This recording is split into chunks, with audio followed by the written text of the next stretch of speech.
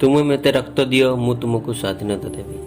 ଏଇଭଳି କ୍ରାନ୍ତିକାରୀ ନାରା ଦେଉଥିବା ଭାରତର ମହାନ ଦେଶଭକ୍ତି ସୁଭାଷ ଚନ୍ଦ୍ର ବୋଷ ଏକ ଏମିତି ନେତା ଥିଲେ ଯିଏକି ପ୍ରତ୍ୟେକ ଭାରତୀୟଙ୍କ ମନରେ ସ୍ୱାଧୀନତାର ଇଚ୍ଛା ଜାଗ୍ରତ କରିଥିଲେ।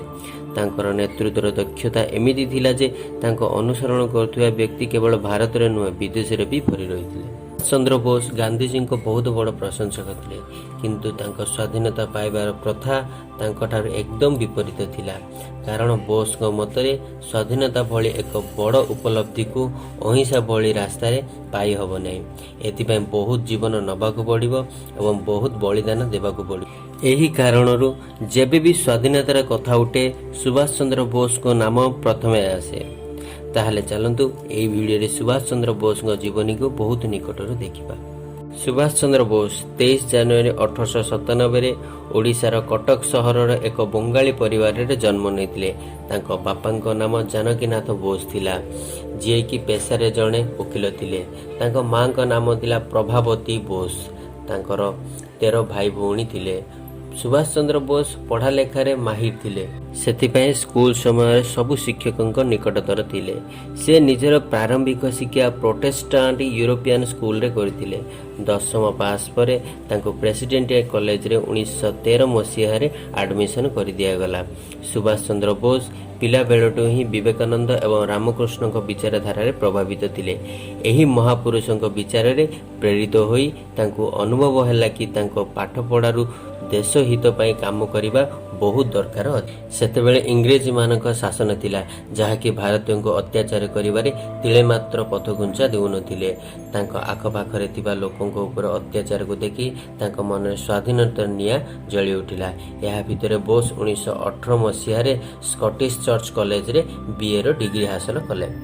ଇଣ୍ଡିଆନ ସିଭିଲ ସର୍ଭିସ ଏକ୍ଜାମରେ 4ର୍ଥ ର୍ୟାଙ୍କ ପାଇବା ପରେ ମଧ୍ୟ ସେ ଜବ୍କୁ ରିଜେକ୍ଟ କରିଦେଇଥିଲେ, କାହିଁକି ନା ଇଂରେଜ ସରକାରଙ୍କ ଅଣ୍ଡରରେ କାମ କରିବାକୁ ସେ ଚାହୁଁନଥିଲେ।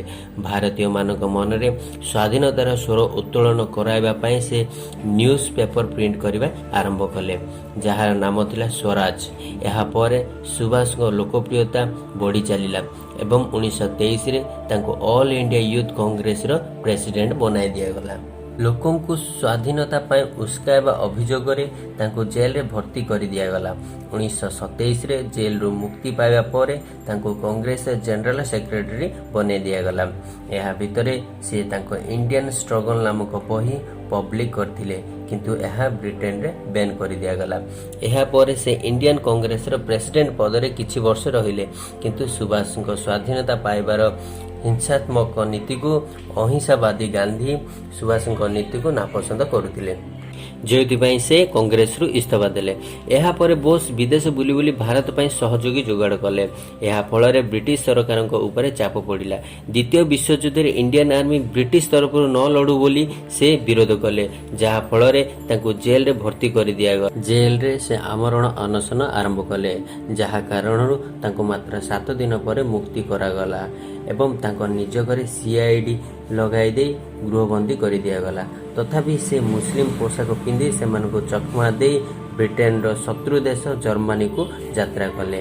ଏଠାରେ ଏଡଲଫ ହିଟଲର ଭାରତକୁ ସାହାଯ୍ୟ କରିବା ପାଇଁ ସହମତି ପ୍ରକାଶ କଲା, କିନ୍ତୁ ବିଶ୍ୱଯୁଦ୍ଧରେ ଜର୍ମାନର ପରାଜୟ ହେବାକୁ ଲାଗିଲା, ଯେଉଁଥିପାଇଁ ଏକ ବୁଢ଼ା ଜାହାଜରେ ସେ ଜାପାନ ପଳାଇଗଲେ ଏବଂ ତାଙ୍କ ମଜବୁତ ଇଚ୍ଛାଶକ୍ତିକୁ ଦେଖି ଜାପାନ ସରକାର ବି ତାଙ୍କୁ ସାହାଯ୍ୟ କରିବା ପାଇଁ ସହମତି ପ୍ରକାଶ କଲା। ଜାପାନ ସହ ମିଶି ସେ ଭାରତର ଆଜାଦ ହିନ୍ଦ ଫୌଜ ଗଠନ କଲେ, ଯାହାକୁ ଲୋକେ INA ବା ଇଣ୍ଡିଆନ ନ୍ୟାସନାଲ ଆର୍ମି ନାମରେ ବି ଜାଣନ୍ତି। ଦକ୍ଷିଣ ପୂର୍ବ ଏସିଆରେ ରହୁଥିବା ଭାରତୀୟଙ୍କ ସହାୟତାରେ ସେ ଆଜାଦ ହିନ୍ଦ ଫୌଜକୁ ମଜବୁତ କଲେ। ଏହି ସମୟରେ ତୁମେ ମୋତେ ରକ୍ତ ଦିଅ ମୁଁ ତୁମକୁ ସ୍ୱାଧୀନତା ଦେବି ଭଳି ଉସ୍କାଇବା ଭଳି ନାରା ଦେଇଥିଲେ, ଯେଉଁଥିପାଇଁ ଭାରତୀୟଙ୍କ ମଧ୍ୟରେ ସ୍ୱାଧୀନତାର ଇଚ୍ଛା ଜାଗ୍ରତ ହୋଇଥିଲା। ବିଶ୍ୱଯୁଦ୍ଧରେ ଜାପାନ ହାରିବା ଫଳରେ ଭାରତକୁ ସାହାଯ୍ୟ ମିଳିବା ବନ୍ଦ ହୋଇଗଲା, ଯାହା ଫଳରେ INAକୁ ବନ୍ଦ କରିବାକୁ ପଡ଼ିଲା। ଏହିଭଳି ଭାବରେ ଦେଶର ସେବା କରି କରି 18 ଅଗଷ୍ଟ 1945ରେ ଏକ ବିମାନ ଦୁର୍ଘଟଣାରେ ତାଙ୍କରି ମୃତ୍ୟୁ ହୋଇଗଲା। ତଥାପି ତାଙ୍କରି ସ୍ୱାଧୀନତା ପାଇଁ ଲଗାଇଥିବା ନିଆଁରେ ଭାରତ ବହୁତ ଶୀଘ୍ର ସ୍ୱାଧୀନତା ହାସଲ କଲା। ସ୍ୱାଧୀନତା ପରେ ମଧ୍ୟ ସୁଭାଷ ଚନ୍ଦ୍ର ବୋଷଙ୍କୁ କିଛି ଲୋକ ଦେଖିଥିବାର କୁହନ୍ତି। ଏବେ ପର୍ଯ୍ୟନ୍ତ ସୁଭାଷଙ୍କ ମୃତ୍ୟୁର ରହସ୍ୟ ସମ୍ପୂର୍ଣ୍ଣ ଭାବେ ଖୋଲି ନାହିଁ। ଏହିଭଳି ଭାବରେ ସୁଭାଷଙ୍କ ଜୀବନୀ ରହସ୍ୟ ସାରା ଦିନ ପାଇଁ ରହସ୍ୟ ହୋଇ ରହିଗଲା। ଯଦି ଭିଡ଼ିଓଟି ଭଲ ଲାଗିଲା ତାହେଲେ ଲାଇକ୍ କରନ୍ତୁ, ସବସ୍କ୍ରାଇବ୍ କରନ୍ତୁ ଏବଂ କମେଣ୍ଟ କରନ୍ତୁ। ବହୁତ ବହୁତ ଧନ୍ୟବାଦ।